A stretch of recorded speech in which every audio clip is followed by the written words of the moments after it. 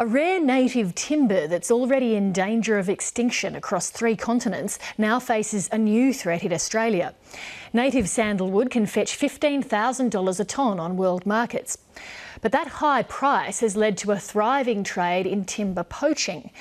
It's believed hundreds of tonnes of illegal wood is being cut down in Western Australia, smuggled across the Nullarbor and exported out of ports all along the east coast. Bronwyn Herbert reports.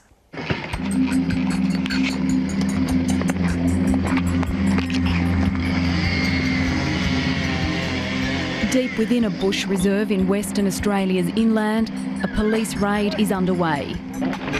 Look at The men police are after aren't drug dealers or gun runners, they're native timber thieves. And what they're stealing is Australian sandalwood, which is now a valuable commodity. While these men have been caught, an illegal trade is flourishing. A trade that supplies hungry Asian markets that can't get enough of the spicy, sweet-smelling timber and are paying $15,000 a tonne for it.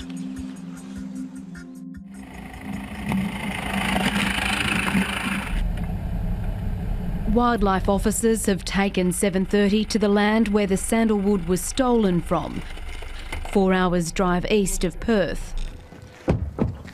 Rick, this is an area here that they try to conceal the access track. This is the access track to one of their camps. And you can see they brush packed it.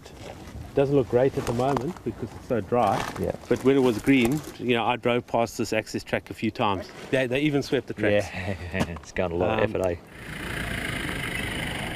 6 months ago, South African Peter Hartley was fighting rhino poachers in his home country. It's just a different type of poacher, yeah. Principles and the tactics are all the same.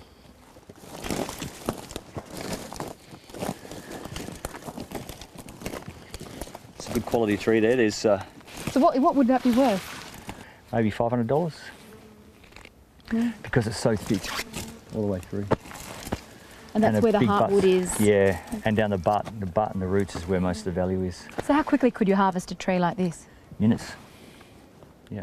So minutes for $500? Yeah, absolutely. You know, with some good machinery, you could take several tonnes in a day. Good money. And your job to stop it? Yeah. Since March last year, more than 170 tonnes of illegal sandalwood, worth $2.5 million, has been seized by authorities. A government-regulated quota system is supposed to ensure only 3,000 tonnes of native sandalwood is removed each year.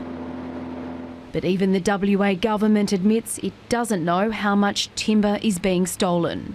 It's fair to say we do not know how much sandalwood has been taken illegally. There's been just a single successful prosecution since 2007 and a handful of cautions issued. It's a $10,000 fine for $500,000 worth of wood. You know, it'd be good business to be in. Sam Teasdale is one of a few dozen licence holders who are permitted to harvest small quantities of wild sandalwood each year. The fine system, to me, is nowhere near enough.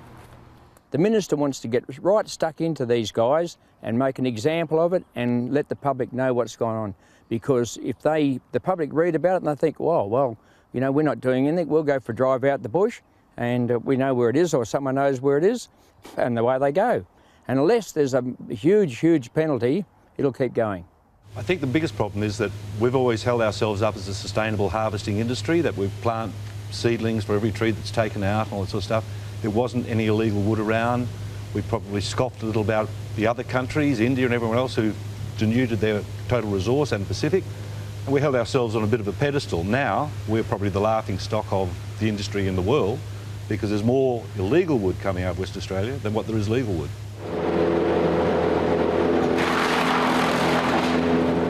Westcorp holds the sole government contract to sell native sandalwood harvested on Crown land. It's probably from very dry rainfall. The trees will be plus 150 years old, and that's the value part of the tree, the heartwood. The sapwood is very little value.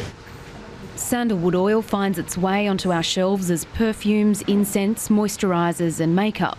The industry believes most of the illegal timber makes its way into Asian markets, but questions have been raised about the local supply of sandalwood oil.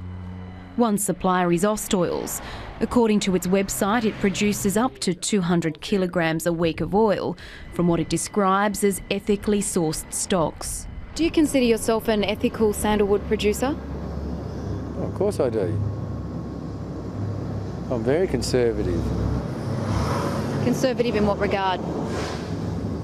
Well, what do you mean by ethical anyway, exactly? It's on your website that you're an ethical producer. Oh, okay. Well, yeah. Sounds good. But we are ethical producers. Stephen Darley denies using illegal native timber and says he relies on plantation wood. But the Forestry Department says WA's plantations are still too young to provide commercial oil. Widespread concerns over the industry's sustainability has led to a parliamentary inquiry. The WA government is promising to get tough on those flouting the laws and is looking to increase fines. Well, since 2007, there's only been one successful prosecution and a $1,000 fine. Is that adequate? No, it's absolutely not. Certainly not now that the value of the sandalwood's gone from $3,000 a tonne to $15,000 a tonne. There needs to be a strong disincentive to stop people pinching the sandalwood. And you're going to make that happen? Look, certainly I could probably say unequivocally that I will make it happen, yes. But just when remains unclear. Conservationists say the illegally logged forest will take more than 50 years to recover.